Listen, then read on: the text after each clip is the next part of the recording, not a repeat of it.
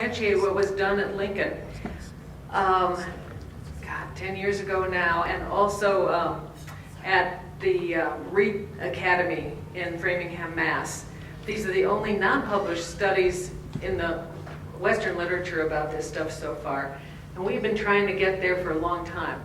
But one of the things I wanted to say clinically, when I do the beads, I often ask the parent and the child to come in, no matter what setting I'm in, so that the kids can learn how to put the beads on their parents, and the parents can learn how to put the beads on the kids, because 50% of their parents, okay, that's one parent or another, maybe both, probably have the same condition or are using the same stuff.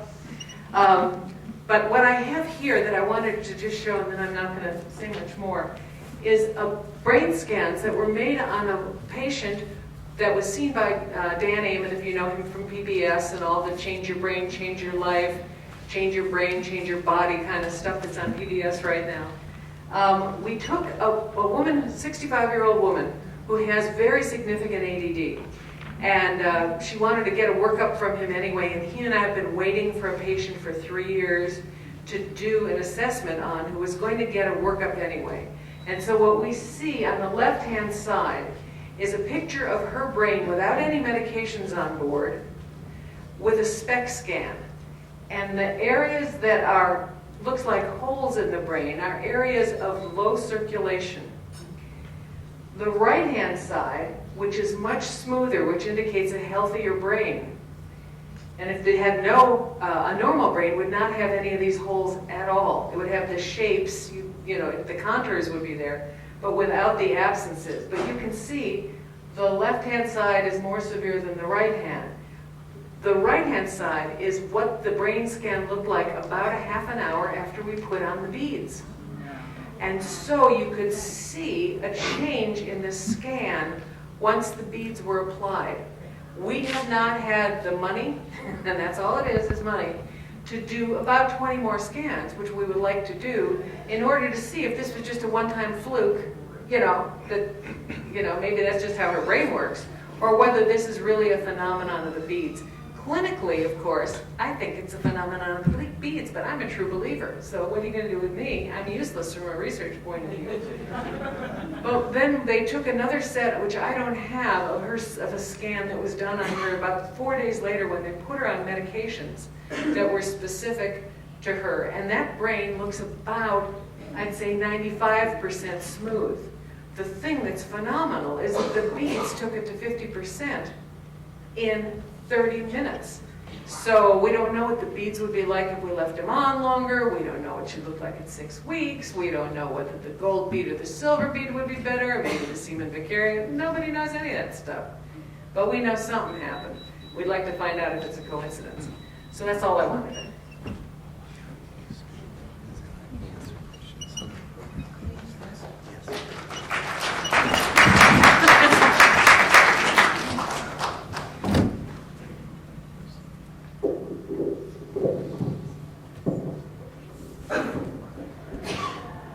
Okay, can you hear me? I can hear now. I've been working with Dr. Smith since 1998 with the beads, and we have a lot of stories, and we have the Reed Academy, which if anybody wants, I can email to you. Just give me your email address. But there are a few things that we have been learning. One is that it doesn't take long for the beads to work. This is a picture, a self-portrait of a young girl, 15 years old. She was asked to do a self-portrait. After we gave her the beads, this was her self-portrait. It was 5 months later, but Dr. Smith feels that if it had been 5 minutes later or 5 hours later, it would have been the same. And the remarkable thing about Andrea is that after a while, she was doing this, her school was doing this. The school stopped allowing the beads to be given to the children, but after 6 years, the changes have still remained the same, even though she's not getting treated any longer.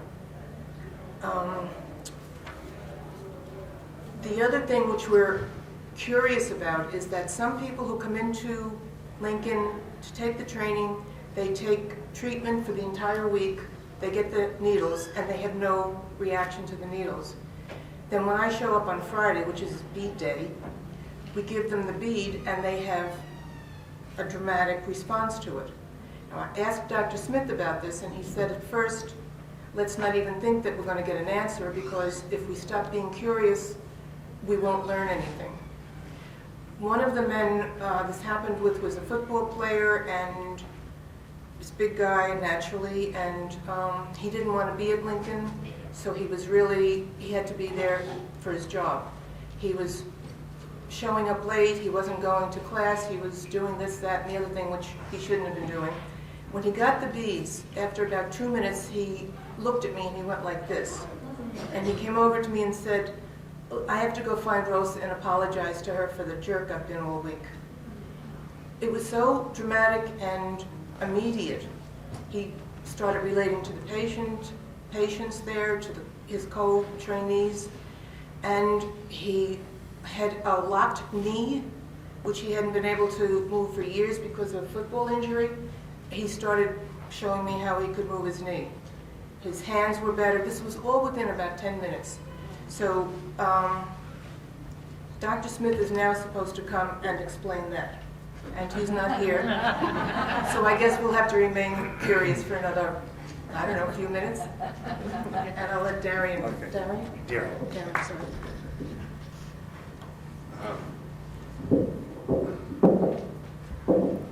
So as I said, I've had 10 years of experience working with teens, and I've seen similar experiences to this, both with needles and with seeds. And even in my private practice as an acupuncturist, I had a woman, because I worked in an office that's an integrative medicine practice with a naturopathic doctor who does homeopathy and a board-certified holistic physician. I was with them for about 7 years, and they had brought a child to me that his corpus callosum had not formed in his brain. So the center part of the brain did not form, and so he had no communication between the right side and the left side of the brain, and had a seizure disorder that had basically the parents up at night, multiple times during the week and everything else. And he had been to everybody. I mean, foundation people had, advocated for him. He came to see me, and he couldn't hold still. He would go like this off the table and run around like a child, which I expected. So I said, well, let me just do this. He's not going to allow me to touch him. I'm just going to put these beads on his ears, and let's see what happens. So that was about the extent of it. It was about a 5-minute interview and session. And she went home. She called me about a week or two later because she noticed that the seizures had stopped. And she thought something else that she had been doing, some of the homeopathy or some of all the range of things that she had done. And then she looked behind his ear, and the bead was still there. It was stuck behind his ear where I put it behind Shin neck. And she got to thinking, and she called me back. She said, do you think it could be possible that this ear seed had stopped his seizure disorder that's been going on for 5 years? Or actually since birth, really. And I said, yeah, it is possible. It does go directly to the brain. I mean, it's, the nerves that innervate the ear are directly from the midbrain. So yes, it could be possible. Well, she became a complete advocate. I would provide her with the beads, and she said that she always noticed that he had seizures around full moon, and so she would preventatively put the beads on before the full moon. And last time I saw her, I didn't even recognize him. He was walking on top of the parking blocks, like a tightrope. doing this, walking across like that. And I only had really 1 or 2 visits with them, and then I gave them the seeds, and they went and administered the treatment at home, and that was it. So I was already a believer before I started doing adolescent treatment. And but most of what we've been dealing with now is just maintaining an existing program and making sure that everybody is getting access to the treatment that need it, and that we're working with counselors and everybody else closely to make sure that the treatment continues. Dr. Smith, I want to Okay, get sir, here, so, because we only have 5 minutes or yes, so. that's fine. Thank you. It's a great story.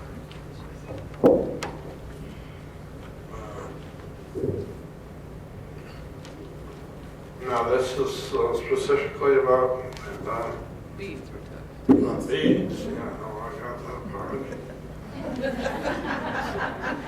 But this is not silver and gold or any of that stuff. We know nothing about this. Oh, You yes, want to you tell do. us some You've stuff? forgotten it already because it was too paradoxical. No, I got you. This is the one where the beads work and the needles don't? Don't Is look that at what me. we're, the No, puzzle? that was my puzzle. Sure. But I don't have to answer that. No? They're waiting for you to answer it. Oh, it's a contagious puzzle. You can say anything you want. Yeah, no, I'm moving toward that option. Yeah. I still need segues. I'll get older, I won't need segues.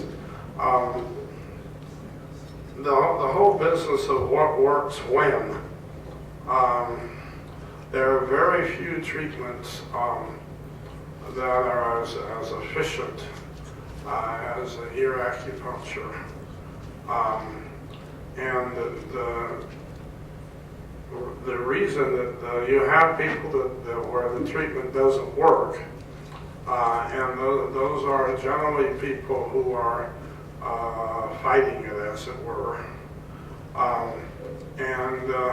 You can do that because you're afraid of relaxation, afraid of various things. I don't know this particular situation, but the reason the nodded treatment takes 45 minutes, and general acupuncture takes 20, is because people are easing into it. Not all settings and not all situations allow people to ease into it. You can have a lot of distractions and kids gossiping back and forth.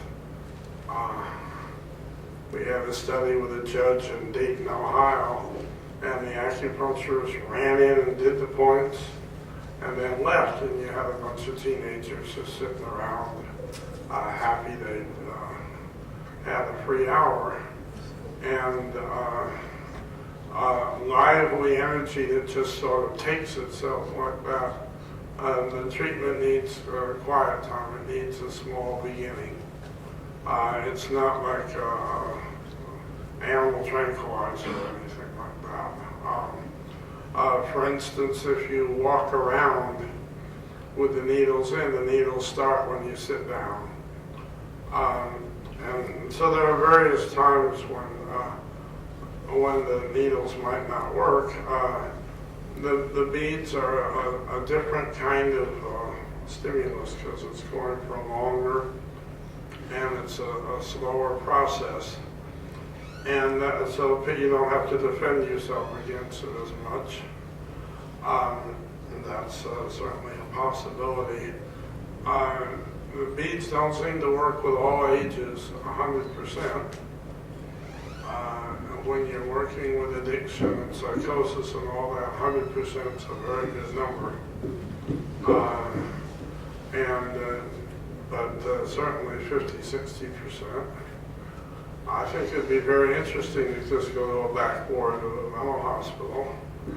We're the only country in the world that has them, back wards of the mental hospital, so we should use them. That is, get people out of them. and trying 20 and seeing what would happen would be a way to learn. And then we would have an idea. Maybe they are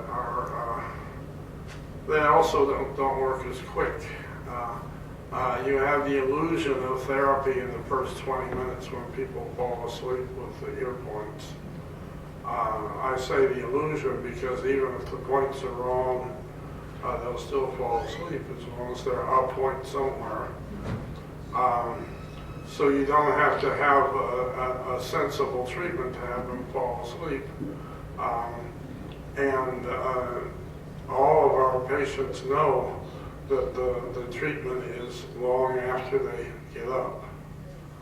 I think a lot of literature and a lot of people sort of equate the 20 minutes of falling asleep with the treatment, and so on.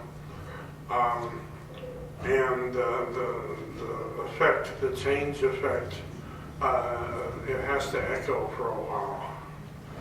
Again, because we're not tranquilizing animals. So the echo, just like you read something, you read an aphorism, it needs to echo and get in your system, and then it attains more meaning over time rather than less, because it fits. So